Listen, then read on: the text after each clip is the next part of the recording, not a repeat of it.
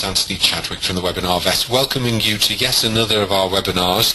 This time we're going to be talking about a really interesting subject, a study that's just come out of the Royal Veterinary College, which is a groundbreaking study into the effect of joint supplementation on canine mobility. Dr. Matthew Peed has been head of that study, and we're having him sharing that study with us today. Matthew is the head of the Small Animal Orthopedic Centre at the RVC. He's had lots of clinical experience, but also spends time on teaching and research at the Queen Mother Hospital for Animals. And he did a PhD on the physiology of bone a while ago, I think it's fair to say, Matthew. So we decided that we wouldn't discuss each other's ages too much. So I'm not going to take too much time either, so I'm going to pass over to you, and I'm really looking forward to this very interesting study that you've done. Thanks very much, Matthew. Okay, well, thank you, and good evening, everybody. It's nice to be talking to you all, and I hope that you're all sitting somewhere comfortable, tucked up in the warm on this rather chilly evening. So I'd like to start off with some acknowledgements. So obviously I'm going to talk about this investigation that we've been involved in into osteoarthritis and the role of a joint supplement, a nutraceutical. And as Andrew, as well as he's kindly pointed out, I'm no spring chicken these days. So I give talks, and I often say I do this and I do that, and actually it should be we do this. And in fact, these people do most of the doing these days, and I have the luxury of talking about it. So I'd like to acknowledge my colleagues in the Royal Veterinary College Clinical Investigation Centre. That's perhaps not a bit of the RVC that people know about, but we're very, very fortunate to have a clinical investigation centre. We have staff in there, particularly some nursing staff, who organise sort of really high quality work in trials. They make sure that records are kept well. They make sure that we do what they're meant to do. And so this sort of thing doesn't get done without those guys. And then I'd also like to acknowledge the orthopaedic staff, particularly the faculty staff, my colleagues, Elvin Clendra, Pilar Lafuente, Richard Meeson, and Karen Perry, and also our ward nurses, who are very important in looking after the patients, and who've all been involved in animals who've come through the hospital in this trial.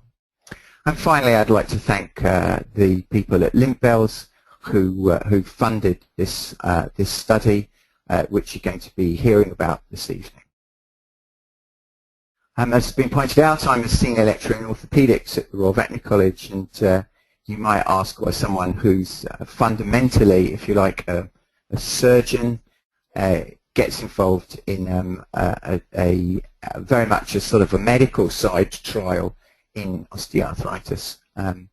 But I think with the passage of time, I've come to recognize that despite the fact that surgery is a thing that I really love doing, I'm going to fix more patients in the long term by organizing better, careful, conservative therapy for some of their chronic musculoskeletal complaints than I probably ever will fix with surgery. So that's my motivation, if you like, for being involved with osteoarthritis, is that I genuinely believe that there's lots and lots of patients with OA that can be helped more, and that doesn't mean helped by me picking up a large knife or a shiny prosthesis or something like that. So we'd just like to ask a polling question. I often talk to audiences about osteoarthritis, and they're often mixed audiences. I'm very interested in the concept of the veterinary team. So if you'd like to tell us now, use your voting thing, and tell us which bit of the veterinary team you come from. Okay. So, sorry. Matthew, I'll read those out for you. Yeah, that would be interesting. We've got 21% of veterinary nurses. Uh-huh. Well, less than 0% or less than 1% of veterinary physiotherapists, which is a shame. 72% of veterinary surgeons, 2% other veterinary team members, and then 5% manufacturer industry member. Okay, well that's really nice. That's a good spread of the veterinary team. It's really nice to have a bunch of nursing staff involved, and I suspect that quite a few of those nurses will be at the very least involved in or interested in some physiotherapy, and that's become a very important thing in osteoarthritis. That's great. So 20% nurses, 72-73% vet surgeons, and then a couple of percent with the rest of the team and manufacturers. Cool. Thank you. Thank you very much, everybody, for responding there. That's great.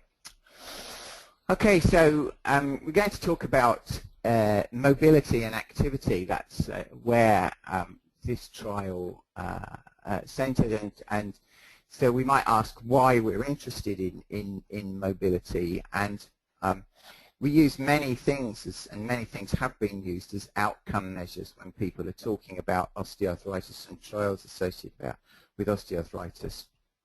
But mobility seems to be a really interesting thing to talk about, especially when you're talking about dogs, because you know, as we know, many dogs, it's almost their raison d'etre. They love to get out and about, and the owners of those animals tend to feel that as quite a strong thing, so they link it quite strongly to a perception of quality of life.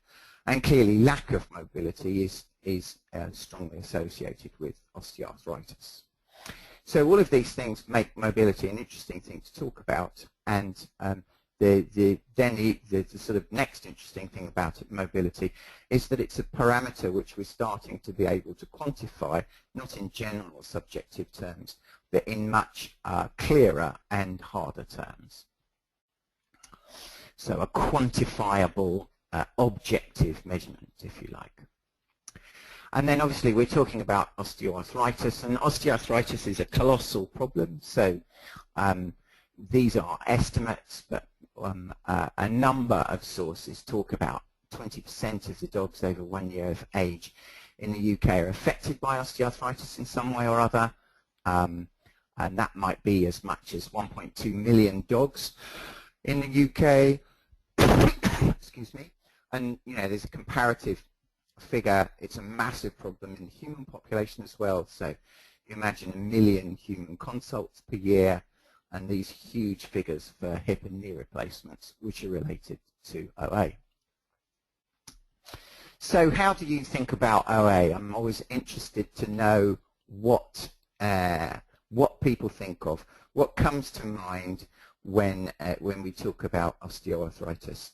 So here's our next polling question, and so what do you think of osteoarthritis? What sort of disease do you think of it as?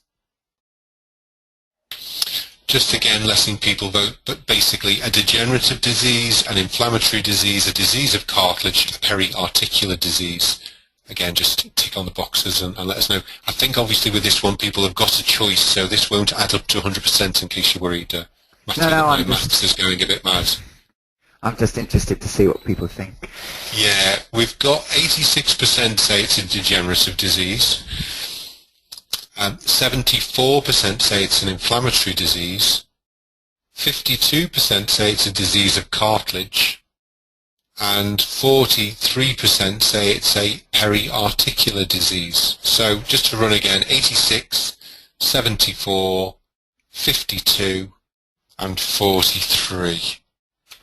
Okay, so that's very interesting, because I think if one had posed that question 10 years ago, then people would probably have overwhelmingly voted for a degenerative disease. And I think that's a nice reflection that people are starting to understand that OA is quite complicated and there's numerous facets to it. And we've got some radiographs here that sort of illustrate this.